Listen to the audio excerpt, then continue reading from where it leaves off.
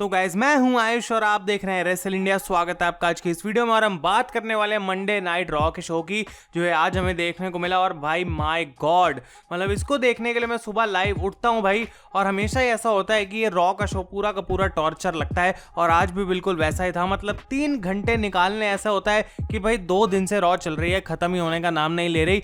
और ये बात मुझे अभी तक समझ नहीं आती कि भाई अगर एक शो अच्छा कर सकती है डब्ल्यूडब्ल्यूई तो दूसरा अच्छा क्यों नहीं कर सकती। इनके पास इतना बड़ा रोस्टर है, इनको 3 घंटे का शो भी बुक करने के लिए कोई दिक्कत आराम से होनी नहीं चाहिए, और तब भी भाई पता नहीं है वो चीज़ क्यों नहीं कर पाते। तो आज का ये जो शो है गाइज, इसका रिव्यू तो हम करेंगे, लेकिन मैं सारी चीज़ें बिल्कुल डिटेल में डिस्कस नहीं करने वाला हूँ। फटाफट से हम इसको कवर करेंगे और मैं ऐसे ही अब रॉ का रिव्यू करूंगा, क्योंकि जब मुझे खुद ही इंटरेस्ट नहीं आ रहा तो भाई आखिर वीडियो बनाने में भी क्या ही मजा आएगा।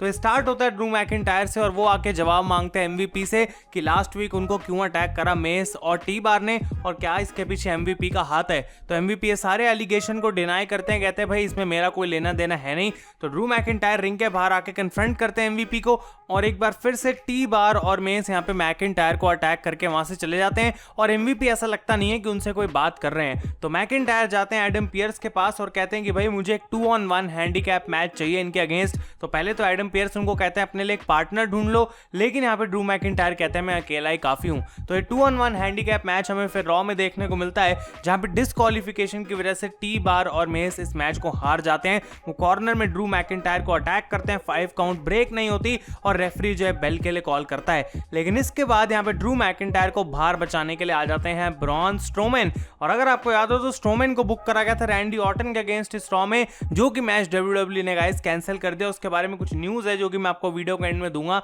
लेकिन यहाँ पे इसको एक टैग टीम मैच के अंदर कन्वर्ट कर दिया जाता है, जहां पे ड्रू मैकिंटायर और ब्रॉन स्ट्रोमैन लड़ते हैं टी बार और मेस से, और एक बार फिर से डिस्क्वालिफिकेशन में खत्म हो जाता है। लेकिन जो सबसे बड़ा पॉइंट है यहाँ पे वो ये था कि मैकिंटायर ने अनमास्क कर दिया मेस को, और हमें पता लग गया कि भाई वो डियो मैडिन है, और साथ के साथ यहाँ पे अनमास्क हो चुके हैं डोमिनिक डायजाकोविक, और हमें पता लग चुका है कि टी बार की आइडेंटिटी वो है। तो भाई अगर आप लोगों को इस चीज में कोई शौक लगा तो भला हो आपका भाई, क्योंकि हमको तो ये पहले दिन से पता है कि आखिर इन मास्क के पीछे कौन छुपा हुआ है, और डब्ल्यूडब्ल्यूई ने कोई कोशिश भी नहीं करी इनकी आइडेंटिटी छुपाने की। तो इसमें हम भला क्या ही शौक हो। तो कोई एलिमेंट यहाँ पे बढ़िया था नहीं, और ओवरऑल गाइस ये काफी प्लेन मुझे चीज लगी।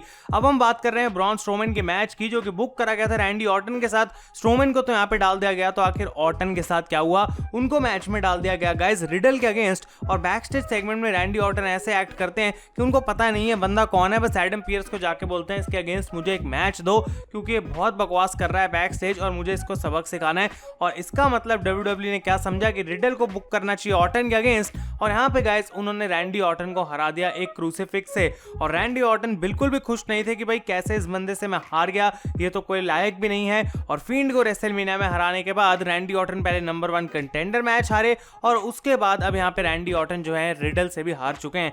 तो कुछ लोग इसको ऐसे देखेंगे कि रिडल को डब्ल्यूडब्ल्यूई पुश कर रही है, लेकिन रैंडी ऑर्टन को यहाँ पे लॉस देके उनको आखिर क्या मिला, और क्या इससे रिडल को एक्चुअली कोई पुश मिल भी रहा है, ये देखना गाइस इंटरेस्टिंग रहेगा। लेकिन पॉसिबिलिटी बन सकती है कि यहाँ पे रिडल और रैंडी ऑर्टन की फ्यूड आगे भी कंटिन्यू होगी रॉ के ऊपर, और रैंडी डेफिनेटली अपना बदला लेंगे।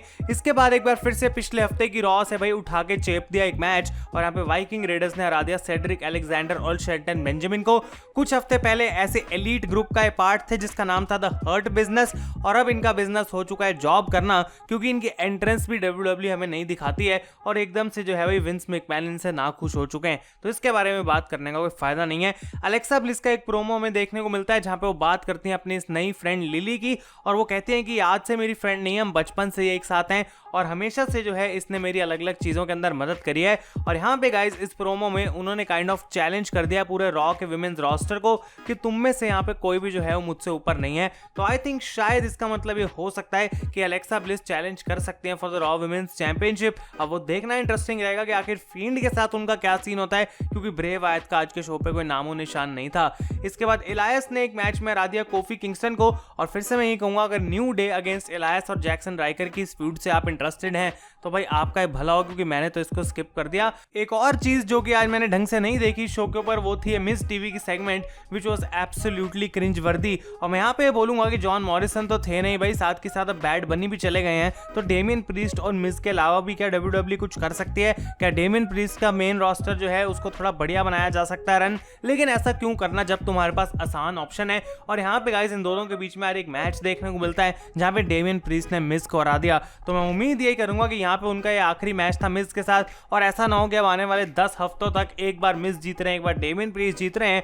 और ये आइकॉनिक फ्यूड WWE बिल्ड करे। भाई ऐसा बिल्कुल नहीं चाहिए, आगे बढ़ जाए वही बेटर रहेगा। इसके बाद जो शो पे आई थिंक एक बेटर चीज हमें देखने को मिली वो थी यूनाइटेड स्टेट्स चैंपियन शेमस, जो कि रिंग में आते हैं और एडम पियर्स उनको कहते हैं भाई तुम हर हफ्ते अपना ओपन चैलेंज करा करो। लेकिन वो कहते हैं भाई ऐसा कुछ होने वाला है नहीं, मैं ओपन चैलेंज दूंगा लेकिन टाइटल के लिए नहीं वो मैच होने वाला। तो यहाँ पे आके वो प्रोमो कट करते हैं और उसके बाद उनको इंटरप्ट कर देते हैं हुम्बर्तो कैरियो। अब मैं मानता हूँ कि ओपन चैलेंज में कोई भी आ सकता है, लेकिन नए यूनाइटेड स्टेट्स चैंपियन शेमस इस बात से खुश नहीं थे और उन्होंने बुरे तरीके से अटैक कर दिया गाइस हुम्बर्तो कैरियो को। और अब समझ आता है कि क्यों WWE ने यहाँ पे हुम्बर्तो को चुना, क्योंकि कोई बंदा चाहिए था जिसको शेमस डिस्ट्रॉय कर सके। तो शेमस को स्ट्रॉन्ग दिखाया जा रहा है as the United States champion, लेकिन कौन उनका मेन अपोनेंट बन सकता है आने वाले टाइम में, वो गाइस अभी तक हमको पता लगा नहीं है। और फिर से एक और चीज जो कि आज के शो पे हमें नहीं देखने को मिली, that was AJ Styles and Omos. ऐसा लग रहा है कि विंस मैकमैन की स्क्रिप्ट में अभी भी न्यू डे कोई चैंपियंस लिखा हुआ है और वो उस चीज को हटाना भी नहीं चाहते, और शायद एजे स्टाइल्स और ओमोस की छुट्टी कर दी गई है कि भाई तुम्हें टाइटल दे दिए, तुम घर पे बैठो आराम से, अब तुम्हारे लिए कोई प्लान्स नहीं है हमारे पास। तो ये बहुत ही बकवास बात है कि नए चैंपियंस को बंदा बिल्ड करता है और यहाँ पे WWE उनको ऑलरेडी वेस्ट कर रही है।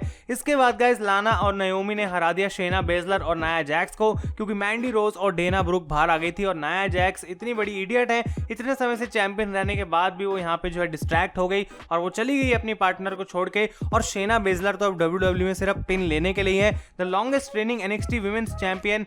भाई WWE को उस चीज से कोई फर्क नहीं पड़ता।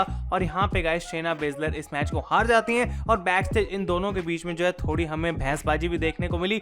आई डोंट थिंक इससे ज्यादा लोगों को फर्क पड़ता है। और फाइनली शो के मेन इवेंट में आस्का का मैच शार्लेट फ्लेयर के साथ हमें देखने को मिला, जहां पे रिया रिप्ली बाहर आके जो है डिस्ट्रैक्ट करती हैं शार्लेट को और यहाँ पे एक बार फिर से क्रूसीफिक्स लगा के आस्का इस मैच को जीत जाती हैं। तो भाई यहाँ पे जो है मेन चीज मैच के बाद हमें देखने को मिली कि शार्लेट ने रेफरीज को अटैक करना स्टार्ट कर दिया बुरे तरीके से। और पहली बात, उन्होंने लेसी एवंस के कपड़े पहने हुए थे, मुझे तो ऐसा लग रहा था, और वो कहां से मिले, शायद उनको अपने घर से मिले होंगे, क्योंकि रिक फ्लेयर और लेसी एवंस एक साथ रहते हैं आई थिंक। और यहाँ पे गाइस शार्लेट फ्लेयर को WWE ने सस्पेंड कर दिया है और $1 लाख का फाइन कर दिया। My God. और अगर आप सोच रहे हैं रियल है तो भाई आपको बिल्कुल यहाँ से अभी चले जाना चाहिए। लेकिन एक बात अच्छी है कि शार्लेट फ्लेयर को सस्पेंड कर दिया है, तो शायद अगले पेपर व्यू में उनको टाइटल अपॉर्चुनिटी नहीं मिलने वाली।